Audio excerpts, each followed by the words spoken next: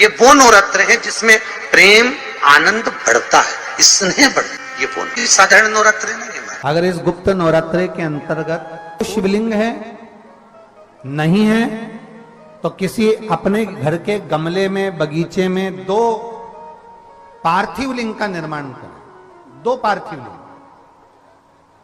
उसमें एक शिव जी का स्मरण करें और एक में माता पार्वती जी का स्मरण। देवादिदेव महादेव के 2 स्वरूप, 2 लिंग प्रकट कर एक पर 9 पुष्प लाल और एक पर श्वेत पुष्प 5 समर्पित करें। बाबा की आराधना करें, घी का दीप लगाएं, पूजन करें और बाद में उन शिवलिंग को, उन पुष्पों को विसर्जन करें। किसी भी नदी में, तालाब में, बावड़ी में, अगर वहां नहीं विसर्जन कर सकते हैं तो किसी वृक्ष के नीचे उनका विसर्जन कर दो। ये वो नवरात्र है जिसमें प्रेम आनंद बढ़ता है, स्नेह बढ़ता है। ये वो साधारण नवरात्र नहीं है। भाई भाई में अगर द्वेष हो रहा है, विवाद चल रहा है, अदालत में बात चल रही है, कोई समझौता नहीं हो रहा, एक दूसरे से बातचीत बंद है, करो नवरात्र। यही गुप्त नवरात्र धारण करो। 9 दिन कुछ भी आप बाबा को पुष्प समर्पित करो। फूल लगता क्या है, कोई यहाँ लिखा तो आनंद रामायण में ये थोड़ी लिखा कि एक सोने की अंगूठी समर्पित करो। उन्होंने तो लिखा पुष्प। माता जानकी जी ने वाल्मीकि बाबा से पूछा, गुरुदेव एक बात पूछना चाहते हैं। बोलिए क्या है? बात ये पूछना चाहते हैं गुरुदेव, मेरे प्रभु को देखे हुए बहुत समय हो गया। मेरे बच्चे भी मेरे पति को, मेरे प्रभु को नहीं देख पाए। गुरुदेव अगर कोई पूजन ऐसी होती हो जिस पूजन से मेरा पति का मुझे दर्शन हो जाए या मेरा पति मुझे मिल जाए, एक बार उनका दीदार हो जाए, जो मुझे देखे नहीं है बहुत दिनों से, ना मैंने उनको देखा है, एक बार दीदार हो जाए, एक बार वापस मिलन हो जाए। जिस व्यक्ति का कोई कार्य सिद्ध नहीं हो रहा है, कोई कार्य अटक गया है, मिलन नहीं हो रहा है, कोई अदालत तक में बात पहुंच गई है और मालूम पड़े संबंध टूटने वाला है, लग रहा है कि ये ससुराल वाले नहीं रख रहा है, या लग रहा है कि ये संबंध हमारा खराब होने वाला है, उस व्यक्ति को ये व्रत 9 दिन के धारण कर लेना चाहिए, जो माता जानकी जी ने वाल्मीकि बाबा से पूछ कर करा था, जो माता सीता जी ने वाल्मीकि बाबा से पूछ कर करा था। तो वाल्मीकि बाबा ने कहा, जानकी अये सीते सुनो, एक व्रत है, एक उपवास है, एक व्रत है, एक साधना है, अगर वो तुम कर लोगी 9 दिन तक तो ये पक्का है कि तुम्हारे पति का दर्शन तुम्हें हो जाएगा, तुम्हारे पुत्रों को भी तुम्हारे पति का दर्शन हो जाएगा, उनके पिता का दर्शन। ठीक है, क्या उपाय? कहा शिव मंदिर में जाइए, पहले दिन 9 फूल कमल के हों, जो मिल जाए, परंतु एक जैसे फूल होना चाहिए। ये नहीं कि आज तुमने गुलाब का चढ़ाया, कल कमल का चढ़ा दिया, परसों गेंदा का चढ़ा दिया, नरसों चमेली का चढ़ा दिया, फिर रात रानी का चढ़ा दिया, ऐसे फूल ना चढ़ाए। एक जैसे फूल 9 दिवस तक।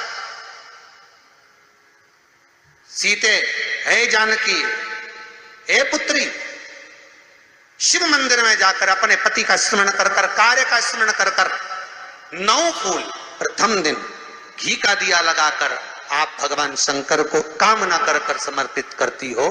दूसरे दिन वही फूल दुगने हो जाना चाहिए, 18। तीसरे दिन फिर 9 जोड़ लो, 27, फिर 9 जोड़ लो, फिर 9 जोड़ लो, जोड़ते जोड़ते 90 दिन 81, कितने हो गए? ऐसे पुष्प शंकर भगवान को समर्पित करना। 10वां दिन होगा, पुत्री शिव कृपा करेंगे और तुम्हें अपने पति का दर्शन जरूर होगा। कर सकती हो? सीता जी बोली, कर तो लूंगी, पर दिक्कत एक है। क्या? इतने में फूल चढ़ाऊं और फूल नहीं मिले तो? इतने में वहीं पर लव खड़ा हुआ था, पुत्र लव खड़ा हुआ था। उसने कहा, मां चिंता क्यों करती है, फूल मेला कर दूंगा, तू तो बस व्रत धारण कर। यही गुप्त नवरात्रि का व्रत, इसी आषाढ़ी नवरात्रि का व्रत मां जानकी ने करना प्रारंभ करा और पुष्प लाने के लिए लव जाता। पहले 9 फूल तो आश्रम में मिल गए, दूसरे 27 फूल 18 फूल भी आश्रम में मिल गए। धीरे धीरे धीरे धीरे जब 5 दिन हो गए, पुष्प की संख्या कम पड़ने लगी, तो लव को मालूम पड़ा कि मेरी माता को पूजन करने में दिक्कत हो रही है, पुष्प नहीं मिल रहा है। चिंता मत कर मां, अब तो कहीं से भी ला कर दूंगा तो दूंगा। और गया लव, गया।